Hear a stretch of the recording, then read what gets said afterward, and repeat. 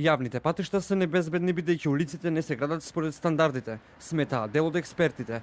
Справувањето со дупки и шахти на среде улица е секојдневие за возачите, која загрозува нивната безбедност.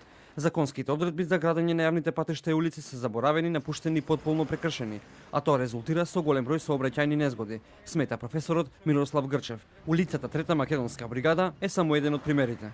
Улиците се градат, еве овој потек се гради повеќе од 2 години, како да се одвива намерна парализа на процесот на градењето во некоја перверзна маркетиншка смисла, за да луѓето гледаат дека општините или градоначалниците всушност работат, градат. Сообраќајна безбедност бараат и младите од Ѓорче Петров, кои покренаа петиција за поставување на легнати полицајци на улицата во близина на основното училиште Мирче Ацев.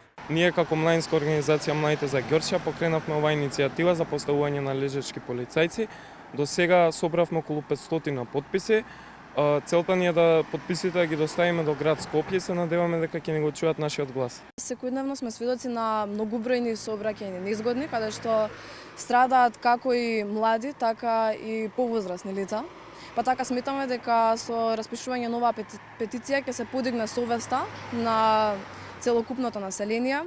Од јануари до јуни годинава регистрирани се вкупно 57.503 сообраќајни прекршоци, информираат од МВР. Само во месец јуни се случиле 729 сообраќајни незгоди, од кои 404 се со потешки последици.